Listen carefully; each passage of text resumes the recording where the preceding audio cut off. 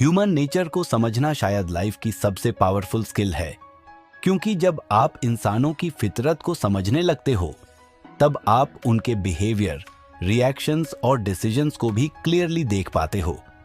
आज की इस वीडियो में हम the laws of human nature book के 18 पावरफुल लॉज को एक एक करके समझेंगे। ऐसे लॉज जो ह्यूमन साइकोलॉजी और बिहेवियर को डीपली एक्सप्लेन करते हैं। अगर आप चैनल पर नए हो तो चैनल को सब्सक्राइब जरूर करें, क्योंकि आपका सपोर्ट और सब्सक्रिप्शन हमें और ऐसी नॉलेज बेस्ड वीडियोस बनाने के लिए मोटिवेशन देता है। ह्यूमन नेचर की सबसे बेसिक रियलिटी ये है कि ज्यादातर लोग अपने इमोशंस के अकॉर्डिंग रिएक्ट करते हैं। जब सिचुएशन अच्छी होती है तो हम एक्साइटेड हो जाते हैं, जब कोई हमें चैलेंज करता है तो ईगो एक्टिवेट हो जाता है, और जब कोई चीज हमारे एक्सपेक्टेशन के खिलाफ होती है तो गुस्सा या फ्रस्ट्रेशन आ जाता है। प्रॉब्लम इमोशंस में नहीं होती। प्रॉब्लम तब होती है जब इमोशंस हमारे डिसीजंस को कंट्रोल करने लगते हैं। उस मोमेंट में हम लॉजिकल नहीं सोच पाते, बल्कि सिर्फ रिएक्शन देने लगते हैं। इसी वजह से कई बार लोग बाद में सोचते हैं कि उन्हें वैसे रिएक्ट नहीं करना चाहिए था। मास्टर योर इमोशनल सेल्फ का मतलब इमोशंस को सप्रेस करना नहीं है, बल्कि उन्हें समझना और उनके ऊपर कंट्रोल डेवलप करना है। जब कोई सिचुएशन आती है तो तुरंत रिएक्ट करने के बजाय थोड़ा ऑब्जर्व करना, अपने माइंड को काल्म रखना और सिचुएशन को क्लियरली देखना एक पावरफुल एबिलिटी बन जाता है। जब इंसान अपने इमोशंस को ऑब्जर्व करना सीख लेता है, तब वो समझने लगता है कि कौन से इमोशंस उसके डिसीजंस को डिस्टॉर्ट कर रहे हैं। धीरे धीरे वो अपनी रिएक्शंस को कंट्रोल करना शुरू करता है। इस प्रोसेस में उसका माइंड ज्यादा क्लियर हो जाता है और वो सिचुएशंस को ज्यादा मैच्योरिटी के साथ हैंडल करता है। इस लॉ का कोर आइडिया ये है कि इमोशंस टेम्पररी होते हैं, लेकिन डिसीजंस उनके बेस पर परमानेंट इम्पैक्ट क्रिएट कर देते हैं। जो लोग अपने इमोशंस को समझकर उन्हें कंट्रोल करना सीख लेते हैं, वो इम्पल्सिव रिएक्शन से बच जाते हैं और ज्यादा थॉटफुल डिसीजंस ले पाते हैं। फिर बात करते हैं दूसरे नियम की, transform self love into empathy. हर इंसान अपने आप को दुनिया का सेंटर समझता है, लेकिन जो दूसरों को समझना सीख लेता है वही सबसे पावरफुल कम्युनिकेटर बनता है। ह्यूमन नेचर का एक बेसिक पैटर्न है सेल्फ लव। हर इंसान नेचुरली अपने बारे में सोचता है, अपनी प्रॉब्लम्स को सबसे बड़ा समझता है और दुनिया को अक्सर अपने पर्सपेक्टिव से ही देखने लगता है। यह इंस्टिंक्ट हमारे सर्वाइवल का हिस्सा है, लेकिन जब यह कंट्रोल से बाहर हो जाता है तो इसका एक डार्क साइड भी सामने आता है। सेल्फ लव का डार्क साइड यह है कि इंसान धीरे धीरे सेल्फ सेंटर्ड बनने लगता है। उसका फोकस सिर्फ अपनी फीलिंग्स, अपनी नीड्स और अपनी इंपॉर्टेंस पर रह जाता है। इसी वजह से वह दूसरों के इमोशंस, उनके स्ट्रगल्स और उनके पर्सपेक्टिव को इग्नोर करने लगता है। जब ऐसा होता है तो रिलेशनशिप सुपरफिशियल हो जाते हैं और कम्युनिकेशन में डेप्थ खत्म होने लगती है। यही जगह है जहां एम्पैथी एक पावरफुल स्किल बन जाती है। एम्पैथी का मतलब सिर्फ किसी के लिए सिंपैथी फील करना नहीं होता। एम्पैथी का रियल मीनिंग है दूसरे इंसान के माइंड और इमोशंस को जेन्युइनली समझना। जब कोई इंसान लोगों को ध्यान से ऑब्जर्व करता है और उनकी फीलिंग्स और मोटिवेशंस को समझने की कोशिश करता है, तब वह ह्यूमन बिहेवियर को ज्यादा क्लियरली देखने लगता है। जब सेल्फ लव को एम्पैथी में ट्रांसफॉर्म किया जाता है, तब कम्युनिकेशन पूरी तरह बदल जाता है। इंसान सिर्फ बोलता नहीं, बल्कि लोगों को फील करता है और उनके पर्सपेक्टिव को समझता है। इसी वजह से उसकी बात ज्यादा इम्पैक्टफुल हो जाती है और लोग नेचुरली उस पर ट्रस्ट करने लगते हैं। एम्पैथी एक तरह की सोशल इंटेलिजेंस है। यह इंसान को यह एबिलिटी देती है कि वह लोगों के हिडन इमोशंस, उनकी एक्सपेक्टेशंस और उनके रिएक्शंस को समझ सके। जब किसी को जेन्युइनली फील होता है कि कोई उसे समझ रहा है, तो कनेक्शन मजबूत हो जाता है और इन्फ्लुएंस भी नेचुरली ग्रो करने लगता है।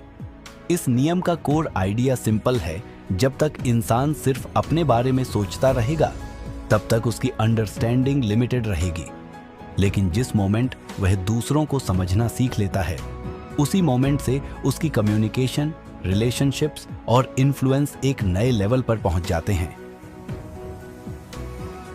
फिर बात करते हैं तीसरे नियम, सी थ्रू पीपल्स मास्क्स। दुनिया में ज्यादातर लोग अपनी असली पर्सनैलिटी नहीं दिखाते, वो सिर्फ एक मास्क पहनते हैं। ह्यूमन नेचर का एक इंटरेस्टिंग पैटर्न है, लोग अक्सर वैसे नहीं होते जैसे वो दिखते हैं। हर इंसान सोसाइटी में एक इमेज क्रिएट करता है, एक रोल प्ले करता है जिससे वह अपने आप को बेटर, फ्रेंडली, कॉन्फिडेंट या ट्रस्टवर्दी दिखाना चाहता है। यही इमेज धीरे धीरे एक तरह का मास्क बन जाती है। ये मास्क इसलिए होता है क्योंकि लोग अपनी वीकनेसेस, इनसिक्योरिटीज और हिडन इंटेंशंस को ओपनली रिवील नहीं करना चाहते।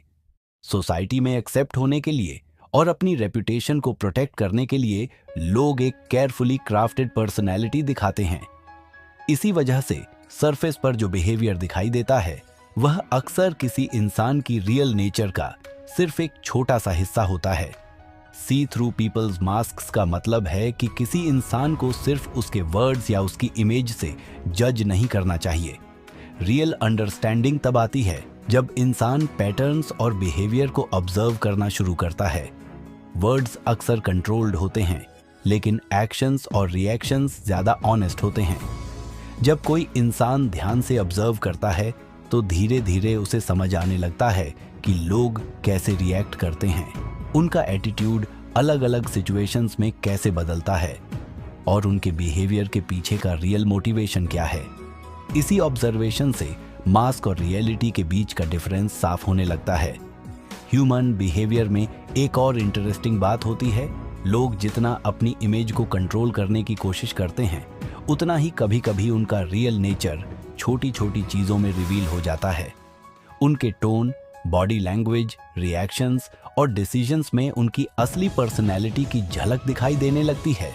इस लॉ का मुख्य लेसन यह है कि सरफेस अपीयरेंसेस पर ब्लाइंडली ट्रस्ट करना अक्सर मिसलीडिंग हो सकता है। जब इंसान ऑब्जर्व करना और डीपर लेवल पर समझना सीख लेता है तब वह लोगों के बिहेवियर को ज्यादा क्लियरली रीड कर पाता है।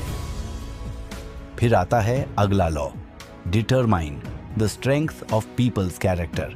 टैलेंट किसी को सक्सेसफुल बना सकता है, लेकिन कैरेक्टर ही डिसाइड करता है कि वह सक्सेस टिक पाएगी या नहीं।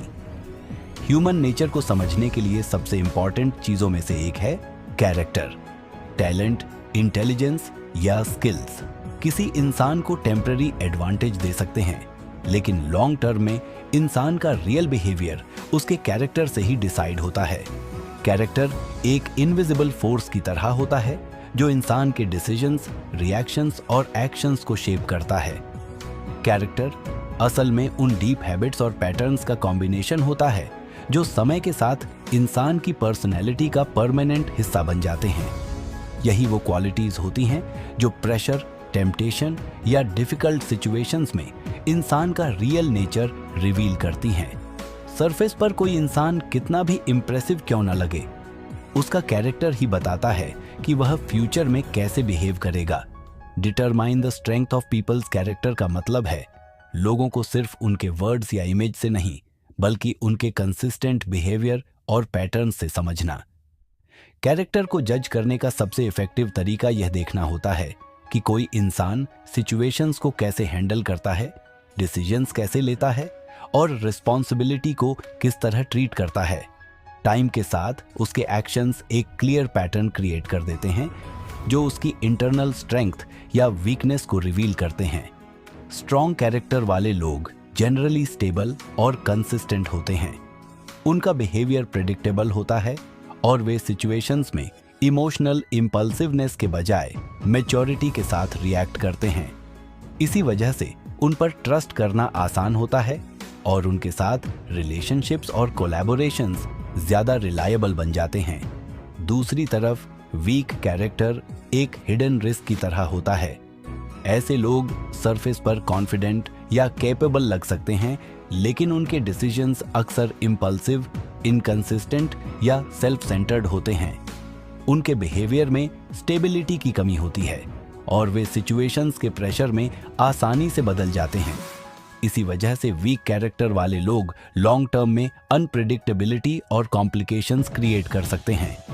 इस लॉ का कोर लेसन यह है कि कैरेक्टर को समझना ह्यूमन नेचर को समझने का सबसे पावरफुल टूल है। जब इंसान लोगों के कैरेक्टर की स्ट्रेंथ को पहचान लेता है, तब वह उनके बिहेवियर को ज्यादा एक्यूरेटली प्रिडिक्ट कर पाता है और अपने डिसीजंस ज्यादा वाइजली ले पाता है। फिर लेखक बात करते हैं 5वें नियम की, become an elusive object of desire. जो चीज आसानी से मिल जाती है उसकी वैल्यू कम हो जाती है, और जो रेयर होती है वही सबको अट्रैक्ट करती है। ह्यूमन नेचर का एक इंटरेस्टिंग रूल है, लोग उन चीजों को ज्यादा वैल्यू देते हैं जो रेयर होती हैं और इजीली अवेलेबल नहीं होती। जब कोई चीज हर समय और हर जगह मिल जाती है तो धीरे धीरे उसकी इंपॉर्टेंस कम होने लगती है, लेकिन जब कोई चीज लिमिटेड होती है और उसमें थोड़ा मिस्ट्री होता है, तब उसकी क्यूरियोसिटी और अट्रैक्शन नेचुरली बढ़ जाती है।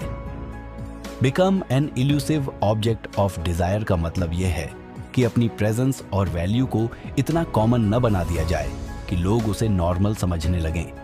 जब कोई इंसान हर समय सबके लिए अवेलेबल रहता है और हर सिचुएशन में आसानी से एक्सेसिबल होता है, तो धीरे धीरे लोग उसकी प्रेजेंस को फॉर ग्रांटेड लेने लगते हैं। इसके ऑपोजिट, जब किसी इंसान की पर्सनैलिटी में थोड़ा मिस्ट्री और इंडिपेंडेंस होता है, तो लोग उसके बारे में ज्यादा सोचने लगते हैं।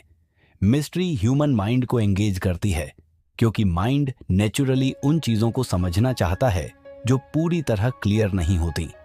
इसी वजह से एक मिस्टीरियस पर्सनैलिटी लोगों की क्यूरियोसिटी को एक्टिवेट कर देती है। लिमिटेड अवेलेबिलिटी भी अट्रैक्शन का एक पावरफुल फैक्टर है। जब किसी इंसान का टाइम और अटेंशन आसानी से अवेलेबल नहीं होता, तब लोग उसकी वैल्यू को ज्यादा सीरियसली लेने लगते हैं। यह ह्यूमन साइकोलॉजी का एक नेचुरल रिएक्शन है, जहां रेयरिटी और एक्सक्लूसिविटी किसी चीज को और ज्यादा डिजायरेबल बना देती हैं। उसके बाद आता है 6वां नियम, एलिवेट योर पर्सपेक्टिव। ज्यादातर लोग अपनी छोटी सोच की वजह से लाइफ में बड़े डिसीजंस गलत ले लेते हैं। ह्यूमन नेचर का एक कॉमन पैटर्न है कि लोग अक्सर सिर्फ प्रेजेंट मोमेंट और इमीडिएट सिचुएशंस पर फोकस करते हैं। जब कोई डिसीजन लेना होता है तो ज्यादातर लोग उसका सिर्फ शॉर्ट टर्म इफेक्ट देखते हैं। इसी वजह से कई बार डिसीजंस उस समय सही लगते हैं, लेकिन लॉन्ग टर्म में वही डिसीजंस प्रॉब्लम्स क्रिएट कर देते हैं। नैरो थिंकिंग का मतलब होता है सिचुएशंस को सिर्फ एक लिमिटेड एंगल से देखना। जब माइंड सिर्फ अपने इमोशंस, पर्सनल बायस या इमीडिएट बेनिफिट्स पर फोकस करता है, तब इंसान बिगर पिक्चर को इग्नोर कर देता है। ऐसे में डिसीजंस शॉर्ट साइटेड हो जाते हैं और फ्यूचर कॉन्सिक्वेंसेस को प्रॉपरली कंसिडर नहीं किया जाता। एलिवेट योर पर्सपेक्टिव का कोर आइडिया यह है कि इंसान अपनी थिंकिंग को एक हायर लेवल पर ले जाए। इसका मतलब है सिचुएशंस को सिर्फ करंट मोमेंट से नहीं, बल्कि लॉन्ग टर्म इम्पैक्ट और ब्रॉडर कॉन्टेक्स्ट के साथ देखना। जब पर्सपेक्टिव एलिवेट होता है तो इंसान समझने लगता है कि हर डिसीजन का एक चेन रिएक्शन होता है जो फ्यूचर में अलग अलग रिजल्ट्स क्रिएट करता है। जब माइंड ब्रॉडर पर्सपेक्टिव अडॉप्ट करता है, तब इमोशंस और इंपल्सिव रिएक्शंस का इन्फ्लुएंस कम हो जाता है। इंसान सिचुएशंस को ज्यादा काल्मली और ऑब्जेक्टिवली देखने लगता है। इससे क्लैरिटी बढ़ जाती है और डिसीजंस ज्यादा थॉटफुल और स्ट्रेटेजिक हो जाते हैं। लॉन्ग टर्म पर्सपेक्टिव डेवलप करना सक्सेस के लिए इसलिए जरूरी है क्योंकि लाइफ के मोस्ट इंपॉर्टेंट आउटकम्स टाइम और पेशेंस के साथ डेवलप होते हैं। जो लोग सिर्फ इमीडिएट रिजल्ट्स पर फोकस करते हैं, वे अक्सर बिगर अपॉर्चुनिटीज को मिस कर देते हैं, लेकिन जो लोग फ्यूचर को ध्यान में रखकर डिसीजंस लेते हैं, वे धीरे धीरे अपनी डायरेक्शन को स्ट्रॉन्ग बना लेते हैं। फिर आता अगला नियम, soften people's resistance by confirming their self opinion. लोग अपने बारे में जो सोचते हैं, अगर तुम उसे चैलेंज करोगे तो वह तुरंत तुम्हारे खिलाफ हो जाएंगे। ह्यूमन नेचर का एक स्ट्रॉन्ग पैटर्न है, हर इंसान के माइंड में अपनी एक सेल्फ इमेज होती है। यह सेल्फ इमेज वह पिक्चर होती है जो इंसान अपने आप के बारे में बिलीव करता है। लोग अपने आप को intelligent, fair, capable, hard working या रिस्पेक्टेबल समझना पसंद करते हैं। यह बिलीफ उनके ईगो और आइडेंटिटी का इंपॉर्टेंट पार्ट बन जाता है। प्रॉब्लम तब शुरू होती है जब कोई डायरेक्टली इस सेल्फ इमेज को चैलेंज करता है। जब किसी को फील होता है कि उसकी आइडेंटिटी या सेल्फ रिस्पेक्ट पर अटैक हो रहा है, तो उसका माइंड इंस्टेंटली डिफेंसिव मोड में चला जाता है। उस वक्त लॉजिकल डिस्कशन या इन्फ्लुएंस ऑलमोस्ट इम्पॉसिबल हो जाता है, क्योंकि इंसान का फोकस सच समझने पर नहीं बल्कि अपनी इमेज प्रोटेक्ट करने पर होता है। इस लॉ का मतलब है किसी इंसान की सेल्फ इमेज को अननेसेसरीली चैलेंज न करना। जब किसी को फील होता है कि उसकी रिस्पेक्ट और आइडेंटिटी सेफ है, तब उसका माइंड नेचुरली ओपन हो जाता है। उस सिचुएशन में वह ज्यादा कामली सोचता है और दूसरे पर्सपेक्टिव को सुनने के लिए रेडी होता है। ह्यूमन साइकोलॉजी में ईगो एक पावरफुल फोर्स है। लोग अक्सर अपनी बिलीफ्स और ओपिनियंस को डिफेंड करते हैं क्योंकि वे उन्हें अपनी आइडेंटिटी का हिस्सा समझने लगते हैं। इसी वजह से अगर किसी को इन्फ्लुएंस करना है तो पहले उसकी सेल्फ रिस्पेक्ट और सेल्फ इमेज को एक्नॉलेज करना जरूरी होता है। जब इंसान दूसरों की सेल्फ ओपिनियन को रिस्पेक्ट करता है तो एक साइकोलॉजिकल कंफर्ट जोन क्रिएट हो जाता है। उस कंफर्ट जोन में लोग ज्यादा रिसेप्टिव हो जाते हैं और कम्युनिकेशन स्मूथ हो जाता है। इस प्रोसेस में रेजिस्टेंस धीरे धीरे कम होने लगता है और अंडरस्टैंडिंग का स्पेस क्रिएट हो जाता है। उसके बाद अगला law, change your circumstances by changing your attitude. कभी कभी प्रॉब्लम सिचुएशन में नहीं होती, प्रॉब्लम हमारे एटीट्यूड में होती है। ह्यूमन नेचर का एक सब्टिल पैटर्न ये है कि जब भी लाइफ में डिफिकल्टीज आती हैं तो ज्यादातर लोग तुरंत एक्सटर्नल सिचुएशंस को ब्लेम करने लगते हैं। उन्हें लगता है कि प्रॉब्लम्स का रीजन सिर्फ एनवायरनमेंट, सर्कमस्टेंसेस या दूसरों लोग हैं। लेकिन कई बार असली फैक्टर बाहर नहीं बल्कि अंदर का एटीट्यूड होता है। एटीट्यूड एक मेंटल लेंस की तरह होता है जिसके थ्रू इंसान दुनिया को देखता है। यह डिसाइड करता है कि कोई इंसान किसी सिचुएशन को अपॉर्चुनिटी समझेगा या ऑब्स्टेकल, चैलेंज समझेगा या डिफीट। सेम सर्कमस्टेंसेस अलग अलग लोगों के लिए कंप्लीटली डिफरेंट मीनिंग क्रिएट कर सकते हैं और इसका रीजन उनका माइंडसेट होता है। इस लॉ का आइडिया यह है कि जब इंसान अपनी थिंकिंग और इंटरप्रिटेशन को चेंज करता है तब उसके एक्शंस और रिएक्शंस भी चेंज होने लगते हैं।